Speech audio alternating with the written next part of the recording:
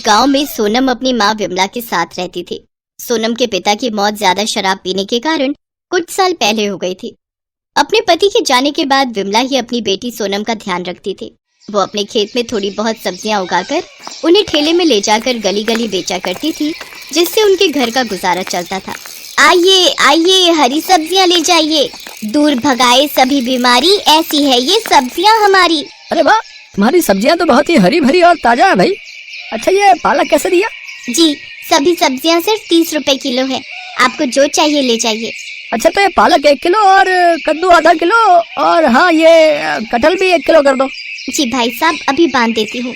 विमला अपनी बेटी सोनम को सरकारी स्कूल में पढ़ने डाल देती है और खुद सारा दिन धूप में गली गली जाकर सब्जियां बेचती, जिससे वो घर खर्च चलाती। साथ ही सोनम की पढ़ाई और कुछ पैसे सोनम की शादी के लिए भी निकाल कर रख लेती। आ गई माँ, चलो आप हाथ मुँह धो लो, मैं तुम्हारे लिए खाना रख देती हूँ। ठीक है बिटिया, तूने खा लिया क्या? नहीं माँ, मैं तो तुम्हारे आने की ही राह देख रही थी। मेरी माँ सारा दिन मेहनत करती है, बहुत थक जाती होंगी ना? मेहनत नहीं करूंगी तो अपनी गुड़िया के ब्याह के लिए पैसे कैसे इकट्ठा करूंगी? ऐसे ही कुछ साल बीत जाते हैं और सोनम 12वीं पूरी कर लेती है। एक रोज वो अपनी माँ के साथ गांव के सरपंच की बेटी रोशनी की शादी में जाती है, जहां उसका शादी का लहंगा देखकर सोनम हैरान रह जाती है। वाह रोशनी, तेरा लहंगा तो कितना खूबसूरत है। खूबसूरत तो होगा ही, इतना महंगा जो है, पर तू ऐसे लहंगे के सपने देखना छोड़ दे। तुम गरीबों के बस की नहीं है इतना महंगा ब्राइडल लहंगा खरीदना। तू तो अपनी माँ को बोलकर उनकी साड़ी का ही लहंगा बनवा लियो अपनी शादी के लिए। रोशनी की ये बात सुनकर सोनम बहुत दुखी होती है। परेशान मत हो मेरी बच्ची, तेरी माँ से जितना हो सकेगा वो तेरे लिए जरूर करेगी। उसी शादी में रोशनी की मौसी आशा अपने बेटे के साथ आई हुई होती है। सोनम पर जैसे ही उसकी मौसी की नजर जाती है, वो उसे देखते ही रहती है। गुलाबी रंग के सूट में ये गोरी लड़की बिल्कुल ऐसी लग रही है जैसे कोई कमल का फूल हो। मुझे तो अपने छोटे बेटे रौनक के लिए बड़ी ही पसंद आई। हाँ माँ जी, लड़की तो बहुत सुंदर है। रौनक को भी सोनम पहली नजर में ही भा जाती है। शादी के कुछ दिन बाद आशा अपनी बड़ी बहू और दोनों बेटों के साथ सोनम के घर जाती है और उसकी माँ से उसका हाथ मांगती है। बहन जी, मैं एक गरीब सब्जी वाली हूँ और आपके बड़े घर में रिश्ता जोड़ने की मेरी हैसियत नहीं है। आंटी, रिश्ता हैसियत देखकर नहीं बल्कि दिल देखकर जोड़ा जाता है, और हमें सोनम पहली नजर में ही भा गई। सही कहा बेटा तुमने, और हमें इस शादी से कोई दिक्कत नहीं है। सोनम के लिए बड़े घर से आया रिश्ता देख विमला खुश हो गई। विमला ने अपनी जमा पूंजी निकाली और उसने अपनी बेटी की शादी की तैयारियां शुरू कर दी। सब तैयारियां होने के बाद वो अपनी बेटी को ब्राइडल लहंगा दिलाने के लिए सोनम के साथ शहर गई और सुंदर सा ब्राइडल लहंगा उसके लिए ले आई। मैं जानती हूँ बेटी, तुझे सरपंच जी की बेटी जैसा ब्राइडल लहंगा लेने का मन था, पर तेरी माँ के पास इतने पैसे नहीं कि तुझे इतना महंगा दिला सके। कोई बात नहीं माँ, ये भी मुझे बहुत पसंद है, लेकिन कल क्या होगा ये कोई नहीं जानता। शादी से ठीक एक दिन पहले सोनम का ब्राइडल लहंगा चोरी हो गया और सब लोग बातें बनाने लगे। हाय, कितना बड़ा अपशगुन है ये तो, दुल्हन का लहंगा चोरी हो गया। ये तो बहुत ही बुरा हुआ। बेचारी विमला के पास अब तो इतने पैसे भी नहीं होंगे कि उसे फिर से दिलवा सके। मेरी माँ ने कितने सालों से एक एक पाई इकट्ठी करके मेरे लिए शादी का जोड़ा बनवाया था, लेकिन अब क्या होगा? ये बात जब सोनम की जेठानी को पता चली तो वो बाजार गई और सोनम के लिए एक बहुत ही महंगा और खूबसूरत ब्राइडल लहंगा ले आई, जिसे देखकर सोनम हैरान रह गई। अरे, ये तो वही लहंगा है जो सरपंच जी की बेटी मतलब रोशनी ने अपनी शादी में पहना था। हाँ, हमें उसी ने बताया कि तुम्हें उसका लहंगा बहुत पसंद आया था, लेकिन इतना महंगा होने के कारण तुम ऐसा लहंगा अपनी शादी के लिए खरीद नहीं पाई। इसलिए जब मुझे पता चला कि तुम्हारा लहंगा चोरी हो गया है तो मैं इसे तुम्हारे लिए ले आई। दीदी, आप बहुत अच्छी हो, थैंक यू सो मच। तुम्हारा बहुत बहुत धन्यवाद बेटी, तुमने हमारी लाज बचा ली। सोनम मेरी छोटी बहन जैसी है माँ जी, उसके लिए मैं इतना तो कर ही सकती हूँ। अब कल इस जोड़े को पहनकर दुल्हन बनकर तैयार हो जाना, हम धूमधाम से बारात लेकर आएंगे अपनी दुल्हनिया को लेने। अगले दिन जब सोनम वो ब्राइडल लहंगा पहनकर तैयार होती है तो वो किसी अप्सरा से कम नहीं लगती। सबकी नजरें उस पर टिक जाती हैं। उसे देख रोशनी भी हैरान रह जाती है। सोनम को उस ब्राइडल लहंगे में देखकर विमला की आंखें भर जाती हैं। फिर धूमधाम से सोनम की शादी रौनक से खुशी खुशी हो जाती है।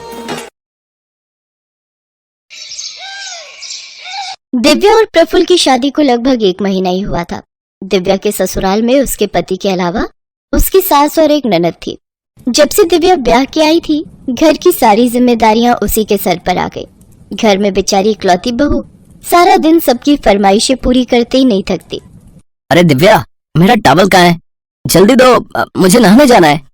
हाँ हाँ ये लीजिए, सामने ही तो रखा था। बहू, अरे ओ बहू, अरे कहाँ रह गई? चाय आज ही मिल जाएगी या कल तक का इंतजार करूं? जी लाई, सारा दिन बस ये करो वो करो, ऐसा लगता है बहू नहीं कोई काम वाली लाए हैं जिससे बस सारा दिन काम करवाते रहो। सुबह से शाम तक बस उनकी फरमाइशें पूरी करते रहो। इससे लाख गुना खुश तो मैं अपने मायके में थी, जहाँ मैं बस ऑर्डर करती थी और मेरी माँ मेरी सारी फरमाइशें पूरी करती थी। मेरी ही गलती थी जो अपने पापा की बात मानकर इस घर में शादी के लिए तैयार हो गई, नहीं तो वो कनाडा वाला मनप्रीत आज मुझे रानी बना कर रखता और विदेश में रहने को मिलता वो अलग। हाय मेरी किस्मत, यहीं आकर फंसना था मैंने। अरे चाय पिलाने का मन नहीं है क्या बहू? लाई लाई मम्मी जी, ये लीजिए आपकी चाय। इसके बाद दिव्या किचन में जाकर खाना पैक करने लगती है। तभी उसकी ननद नैना किचन में आती है। भाभी, अगर मेरा लंच पैक हो गया हो तो दे दो, मुझे कॉलेज के लिए देर हो रही है। हाँ नैना, बस 2 मिनट, ये लो। नैना टिफिन लेकर वहां से चली जाती है। दिव्या सारा दिन अपने ससुराल वालों की खुशियों का ख्याल रखती, लेकिन अंदर ही अंदर कुढ़ती भी रहती। एक ये महारानी, पता नहीं कब इसकी शादी होगी और कभी अपने ससुराल जाएगी। माँ ने कहा था बेटी बस कुछ दिन झेल ले, इसके बाद तो ब्याह कर चली जाएगी, लेकिन पता नहीं कब इसकी शादी होगी और कब ये यहाँ से जाएगी। ऐसे ही कुछ दिन बीत जाते हैं। अब नैना अपनी ग्रेजुएशन पूरी कर लेती है और उसके घर वाले उसकी शादी के लिए लड़का देखना शुरू कर देते हैं। एक रोज संडे वाले दिन नैना अपने चेहरे पर ब्लीच लगाकर बाहर आती है। तभी उसकी माँ कमला उससे कहती है, वाह मेरी रानी बिटिया, अपना कितना ध्यान रखती है, बस अपने चेहरे को ऐसे ही चमकाती रहे, फिर देख तेरी माँ तेरे लिए क्या राजकुमार ढूंढ कर लाएगी। राजकुमार? आगे चलकर इसने भी मेरी तरह काम वाली ही बनना है। वैसे आशा बहन ने अपनी नैना के लिए एक बढ़िया रिश्ता बताया है, परसों लड़के वाले इसे देखने आ रहे हैं। क्या सच में माँ? मेरी छोटी सी बहन कब इतनी बड़ी हो गई, पता ही नहीं चला। लड़के वाले? अरे वाह, ये तो बहुत अच्छी बात है, अब नैना की शादी हो जाएगी। चलो अच्छा है, कम से कम इससे जान तो छूटेगी और मेरा काम तो कम होगा। कुछ देर बाद नैना अपना चेहरा धोकर आती है तो उसके चेहरे पर लाल रंग के बड़े बड़े धब्बे उभर आते हैं। वो जोर से चिल्लाते हुए बाथरूम से बाहर आती है। ओह नो, ये मेरा चेहरा, ये मेरे चेहरे को क्या हो गया? सत्यानाश, परसों तुझे देखने लड़के वाले आ रहे हैं और तू है कि अपना पूरा चेहरा जलाकर बैठ गई। अरे लड़के वाले तुझे ऐसे देखेंगे तो झट से ना कर देंगे। ओह गॉड, अब क्या करें? आप टेंशन मत लीजिए, ये जरूर इसे ब्लीच से एलर्जी हुई होगी।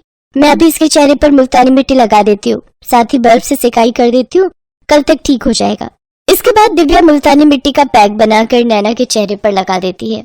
इसके बाद वो अपने कमरे में जाकर अपनी माँ को फोन करती है और कहती है, ओफो माँ, ये अच्छी बहू बनने का ड्रामा ना अब मुझसे और नहीं होता।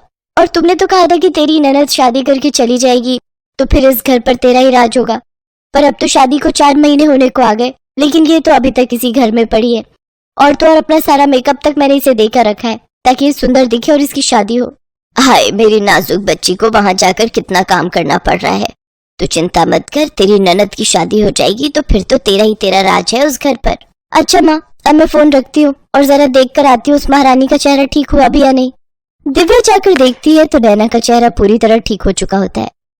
थैंक यू भाभी, आपके हाथों में तो जादू है जादू। हाँ मेरी प्यारी ननद, अब तुम देखना मैं तुम्हें परसों कैसे तैयार करती हूँ। जब लड़के वाले आएंगे तो वो सब तुम्हें देखते ही रह जाएंगे। और आखिर वो दिन भी आ जाता है जिस दिन लड़के वाले नैना को देखने आते हैं। उस दिन दिव्या सुबह तड़के उठकर ही घर की साफ सफाई में लग जाती है। रामू, जल्दी से सभी पर्दे, बेडशीट और सोफा कवर, टेबल कवर बदल दो। और हाँ, इसके बाद सभी खिड़कियां दरवाजे अच्छे से साफ कर दीजिए और घर में एक भी जाला नहीं दिखना चाहिए। उसकी आवाज सुनकर सभी घर वाले भी उठ जाते। दिव्या, तुम इतनी सुबह सुबह क्यों उठ गई और ये कारखाने से रामू को क्यों बुला लिया?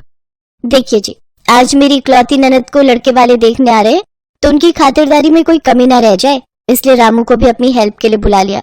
और आज रामू किचन में भी मेरी मदद करेगा तो आज सारा दिन वो यहीं रहेगा। सचमुच बड़े ही भाग्यशाली हैं हम बहू जो तुम इस घर में आई। सच में भाभी हो तो आपके जैसी।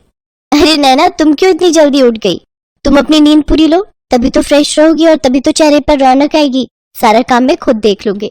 सारा काम निपटाकर दिव्या नैना को अपनी अच्छी सी साड़ी पहनाकर और उसका मेकअप करके तैयार कर देती है। साथ ही उसे अच्छे से सब समझा देती है कि किस सवाल का क्या जवाब देना है।